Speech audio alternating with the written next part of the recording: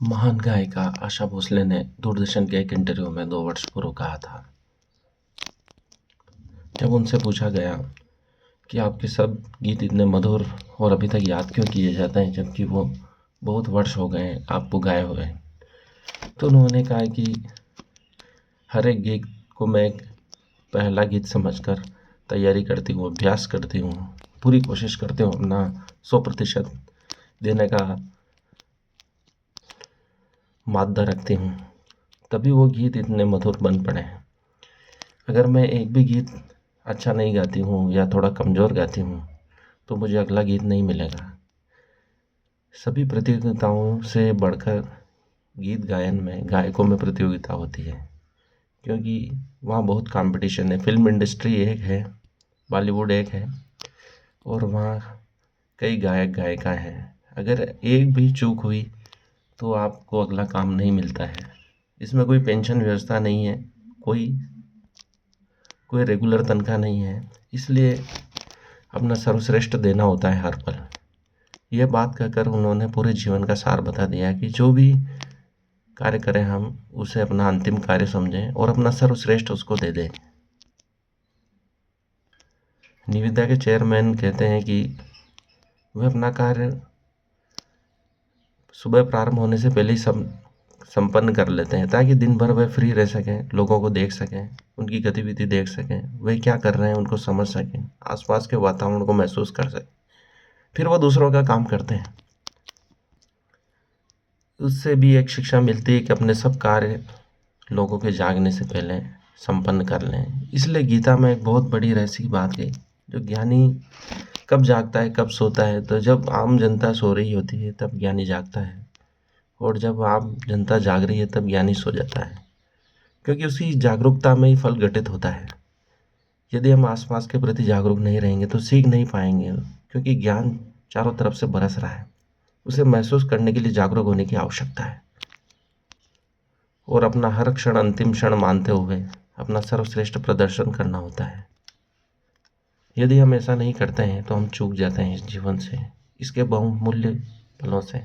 फिर हम याद करते हैं अपने इतिहास को, बीती बातों को, कि उस समय कितना अच्छा महसूस हुआ था, कितनी सुंदर घटना घटी थी, पुराना युग कितना सुंदर था। हम इतिहास की बातें करते हैं, सतयुग की बातें करते हैं, क्योंकि सतयुग जब था हमने जागरूक रहकर कार्य नहीं किया। हमारा सतयुग भी बीत रहा है। आज हम उस सर्वश्रेष्ठ युग में रह रहे हैं जब सब जानकारी हमें तकनीक के द्वारा प्राप्त हो जाती है। हर कार्य तकनीक द्वारा किया जा सकता है और हम नई चीज़ों को खोज सकते हैं। पूरी सुख सुविधाएं ये सतयुग से भी बढ़कर है, लेकिन हम इन क्षणों को भी चूक रहे हैं, शांत होकर नहीं बैठे हैं, इस पल का आनंद नहीं ले रहे हैं और नए सुख की तलाश कर रहे हैं, जबकि इसी पल को सर्वश्रेष्ठ बनाना है। हमारी जो भी क्षमता है उसका पूरा उपयोग करके अपने सर्वश्रेष्ठ रूप में शांत भाव से कार्य को करना है। विद्या ददाति विनयम, विनय के साथ हम इस क्षण में जागरूक होकर कार्य करें। कुछ नहीं सोचना ही ध्यान है। जो भी कार्य करें उस समय कोई विचार न रखें, सिर्फ कार्य ही बन जाए तो हम अपने सर्वश्रेष्ठ कार्य को कर सकते हैं। जैसा कि शुरुआती बात से हम वापस आते हैं, आशा भोसले दीदी ने कहा कि वो प्रत्येक गीत को अपना पहला गीत समझते हैं। तो हमें भी कोई भी कार्य चाहे कितनी बार कर रहे हों तो उसे पहली बार ही मानते हुए कि मैं इसे पहली बार कर रहा हूँ और उसमें कुछ नया सीखने को मिलेगा, उस भाव से करते हैं तो हमें बहुत सारी जानकारी व ज्ञान प्राप्त होता है और हम उस कार्य को कई प्रकार से करते हुए उसके सर्वश्रेष्ठ रूप को कर पाते हैं। जैसा कि एडिसन ने किया था। जब उस समय कोई बल्ब नहीं था तो उन्होंने 1000 प्रयोग उस पर तरह तरह से किए और 1001वां जो प्रयोग था उसमें बल्ब बन गया। तो उन्होंने कहा कि 1000 प्रयोग ऐसे ज्ञात हुए हैं जिससे बल्ब नहीं बनाया जा सकता है और 1001वां प्रयोग ऐसा है जिससे बल्ब बन सकता है। तो वो प्रयोग भी व्यर्थ नहीं गए, उससे भी ज्ञान मिला, तभी वह प्रोसेस आगे बढ़ी जिससे बल्ब का निर्माण संभव हुआ। इसलिए चाहे हम एक ही कार्य को रोज कर रहे हों, प्रतिदिन कर रहे हों, बार बार कर रहे हों, पर उसे नए रूप से करें, नए ज्ञान को प्राप्त करने के हिसाब से करें, तो हम अपना सर्वश्रेष्ठ रूप प्राप्त कर लेते हैं। इसलिए गीता में कृष्ण भी अर्जुन से कह रहे हैं, योग कर्मसु कौशलम। तुम बार बार अभ्यास करके कर्म के कौशल को प्राप्त कर लो, वही योग बन जाता है। यदि आप किसी कार्य में कुशलता प्राप्त कर लेते हो तो वह लोगों के लिए आश्चर्य का विषय होता है और आपके लिए सहज हो जाता है। आप सहज रूप से कठिन कार्य करने लगते हैं। यही योग है, कर्मसु कौशलम है।